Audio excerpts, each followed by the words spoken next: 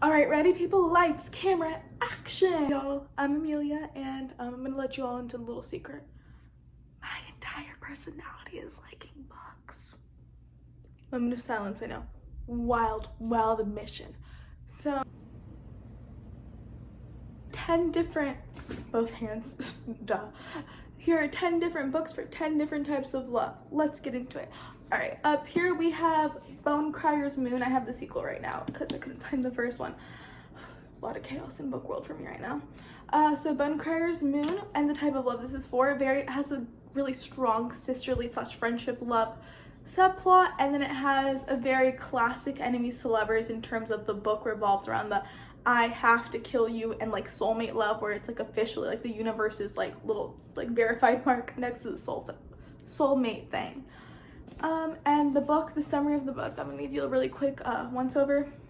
So basically the main character Elise and the other main character Sabine have been training to be bone criers their entire lives, and a bone crier is someone that like goes and like buries the dead, very important job. But basically to complete your rite of passage, what you do is you take the bone flute, you play a little melody, it's embarrassing, and then your soulmate will come and meet you with this, and then you have to like kill your soulmate to prove your commitment to the gods. This book isn't extremely high fantasy, but it is pretty high in lore, so if that interests you and you're in the mood for like some traditional enemies dagger throat scene and you want a good little sisterly love subplot. Book 2, so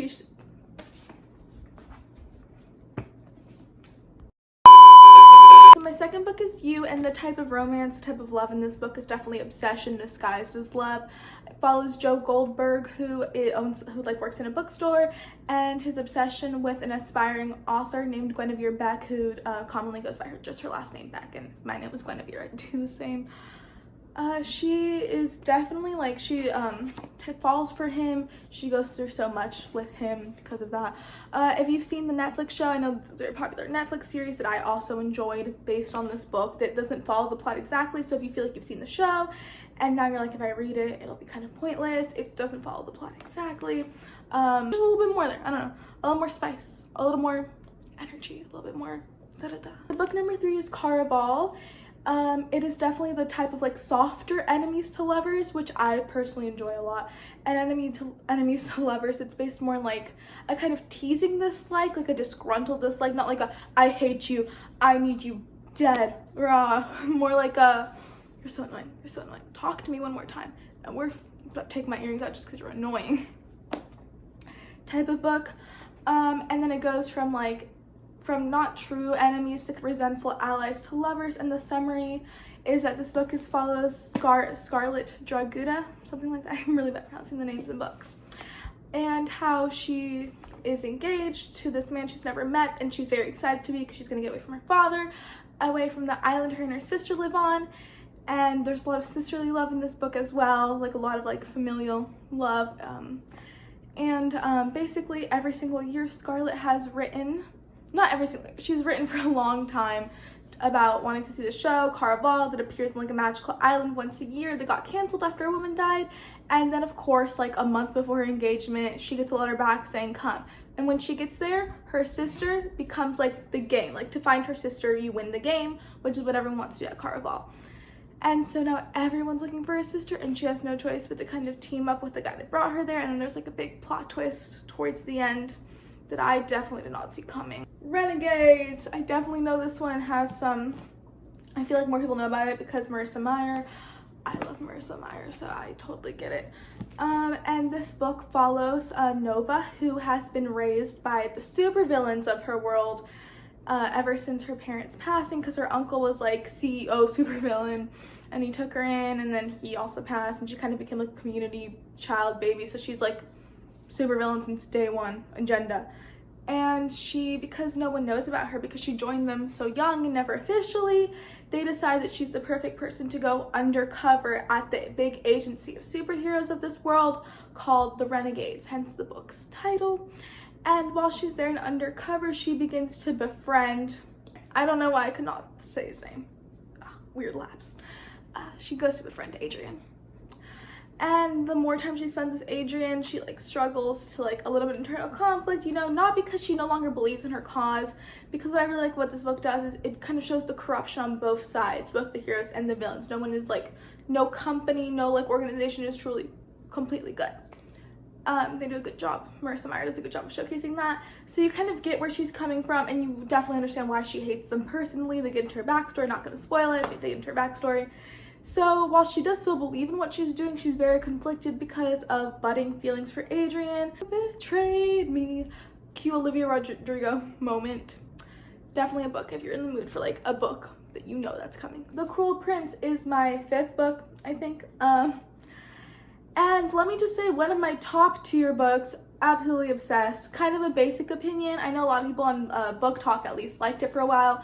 And then like people started seeing so many enemies to lovers recommendations for it, people stopped liking it, because when you read it, that's really a subplot. So this is a book to read when you want an enemies to lovers subplot that allows characters to do other things, because a lot of this has to do with political espionage, a lot of like political changes in their world, fairy and Elfheim. That's the main plot focuses on that, and then the subplot is enemies to lovers. There's not that many interactions between the two principal characters in the first book, since my girl Jude's out, you know, getting the work done, because the plot of this book centralizes on Jude being like one of the only people in Elfheim that is human, that's mortal, and the other one being her twin sister. While there are other mortals there, she gets treated like an actual child of like high fae. Her and her twin sister both do, because their foster father, their adoptive father, murdered their mother in a fit of jealous rage. So he was like, "Aw, I have morals, and you babies, you children, are orphans because I killed my wife and her mortal lover." And he takes them to Elfheim, and he feels really bad about it. So he's like, "I'll just treat them like I treat their half-sister, their full fairy sister, and they're just gonna go to school." Vibe. Well, the other royal fairies, like the other high royal and just like upper class fairies, are like, ew. Absolutely not. So they get tormented their entire lives. You can kind of see where the enemies to lovers comes in, and then this book kind of starts in a very important year for her, because she immediately starts worrying about her, not her status, but her power, and this kind of follows her like attempt to get into power while she gets closer to the main guy, and then the main guy's family kind of blows up, and you just ready to see it. Definitely don't expect this book to be the one where you're like, oh my god, every second, like every page is about like the tension. No, but it's definitely a book to read if you like a messy, like kind of like a drunk main character, because one of my top book boyfriends is Carden, and let me tell you, he's falling apart, and I love him. Like if you like guys that would wear like dark eyeliner, he just like drinks all the time, not a single thought, just wants to dissociate in peace. All right, besties, this one's kind of an oldie, but a very like, it's a classic for a reason.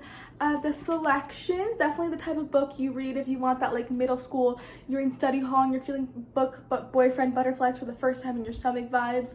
Definitely this one if you want to feel like you're 13 and you're just experiencing a crush for a first time. This is the one. I will admit America is a bit of a pick-me girl, but we have to forgive. So give it a try. If she's too much of a pick-me girl for you to enjoy, you're not wrong. It saddens me, but you're not wrong.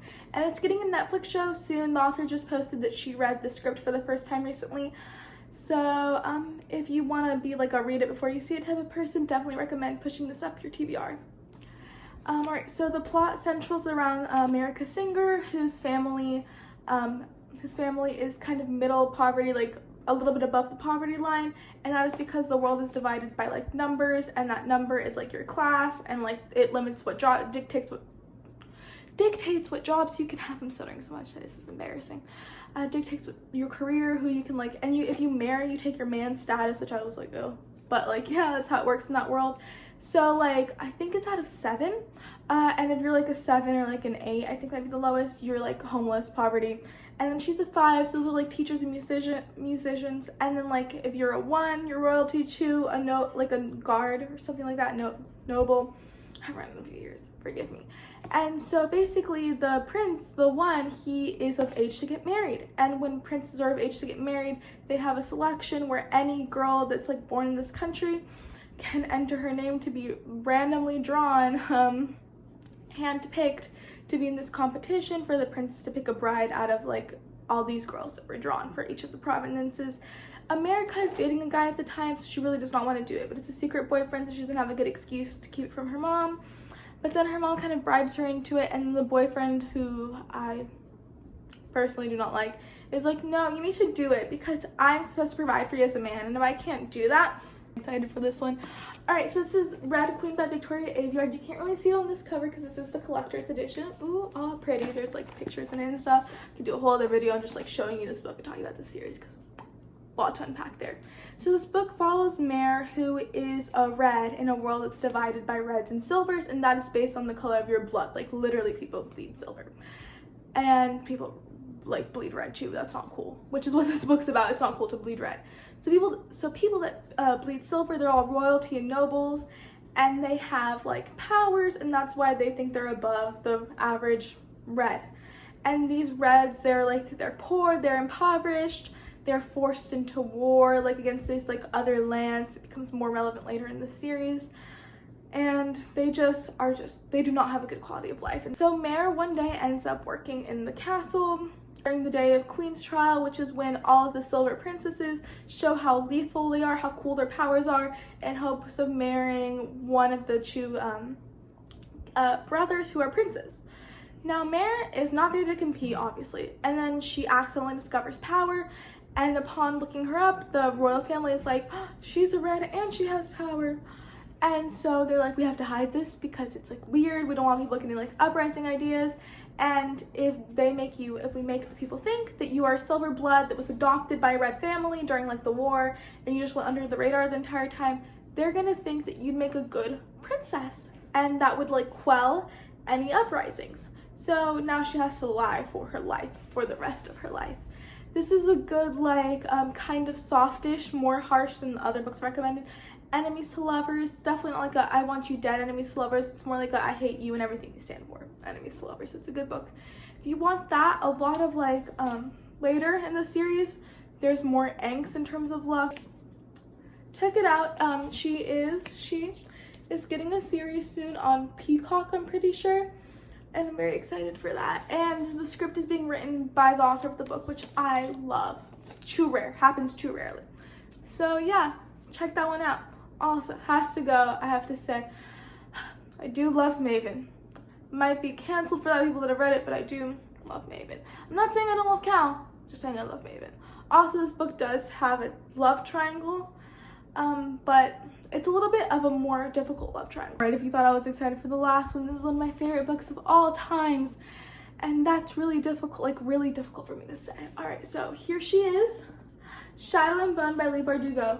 This was a graduation gift from my sister, and isn't she the prettiest thing you've ever seen? She came in a fancy box and everything. I absolutely adore her. All right, she recently got a Netflix show. This book follows Alina Starkov, a map maker, orphan girl, you know, the country torn by war, you know, how most wives start. And how she comes into her own as a sun summoner, someone with the ability to summon sun, like light, which is something that people have been wanting to find for years, because of the Fold, which is like this like big mass of darkness. It literally tears the country of Ravka apart, and there are like monsters in the Fold, so it's like very difficult to like cross over. And this is the type of book if you want to read something with a little bit of toxic love. It also has friends to lovers derogatory.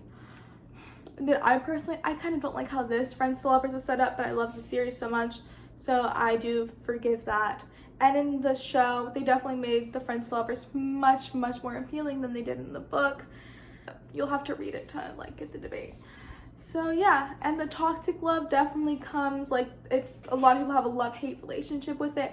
I personally think it was a very well done dynamic in order to motivate her, and I do think that Leigh Bardugo knows how to write a toxic man that you're attracted to, and that's what I'm gonna say about that. Six of Crows, woo! Same universe. The timelines do not cross over at all. In the show, they do like meet and like interact, but it's not exactly this plot going on at the same time as Shadow and Bone plot. It's just putting the main characters of this plot into that plot. I hope I did not confuse you. The show makes it work surprisingly well. So Six of Crows is definitely the type of book, all right, there's so many different types of love in it, First and foremost, I do want to stress the beauty of the found family in this book. You definitely like grow attached to the characters and the characters' attachment to themselves. It does have one enemies to lovers couple, like 100%. The main love, I want to say, is like a very like strong theme of pining, but not in a derogatory way, like in Shadow and Bone. A very like sweet, like she's not good, like I'm too good, like too broken, but I can try not to be less broken for you. It has one of my favorite book couples of all time, Kaz and Inej. Absolutely adore them. I love the other couples in the book too, but you know, those are like the number one, and also the ones you see coming the most. So I don't want to get into the other couples to spoil it. And I do want to summarize the plot for you. It is about Kaz Brecker. He lives in Ketcherdam. He's basically running like one of the most notorious gangs there, and he's planning a heist, an impossible heist into the ice court, which is this like impenetrable location that they're trying to break in. I think is a much more fast-paced read than Shadow and Bone. I also find the plot a little bit more to my style because I do like the whole like gang type of like energy, like the little criminal. A lot more morally gray characters in this, a lot more characters that you find attractive and you feel okay liking, because in Shadow and Bone, you know, most of the characters you're like, really? Him? Call my therapist. Phone the therapist right now. Yeah. So yeah, if you're gonna read one, I would recommend Six of Crows more than Shadow and Bone, and you can read Six of Crows duology without reading the Shadow and Bone trilogy. But I think it will make more sense if you read the Shadow and Bone trilogy. Dun dun dun dun dun! Here's book number 10. Woo! It is The Song of Achilles.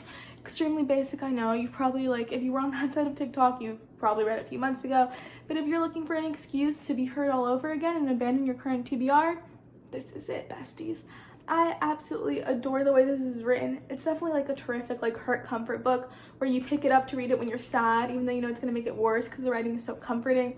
And then you're just even more like sobbing than you were before. So yeah, it's definitely like the hurt comfort type of love. It's definitely the friends to lovers type of love, but not derogatory at all. Like this invented friends to lovers that I do not hate. Like this made me consider like more friends to lovers, which is like, if you know me, extremely difficult to get me to like friends to lovers book.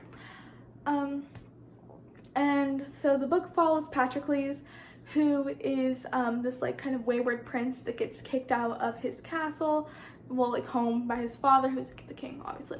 And he goes to live with this other king, and a bunch of other like forgotten, like abandoned boys live there because they're training to have like a very loyal military. And like since like very young, all they do is like train to fight. This is ancient Greece, that makes sense. And so Patroclus' life changes for the best when he gets the attention of Prince Achilles, and he eventually becomes a second-hand man. I do not want to spoil it, even though it's based on like a very, very old like actual myth. But yeah, they get very close.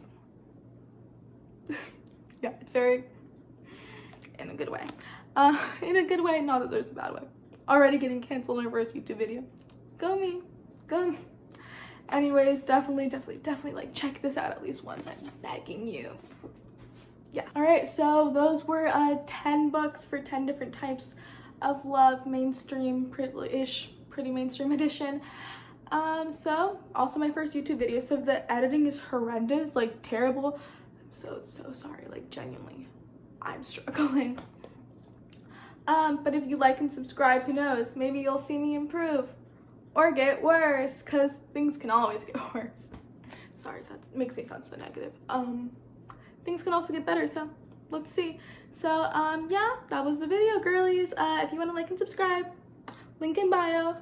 10% discount. Try to say other YouTuber words. Follow me on Twitch. I actually don't even know what Twitch is.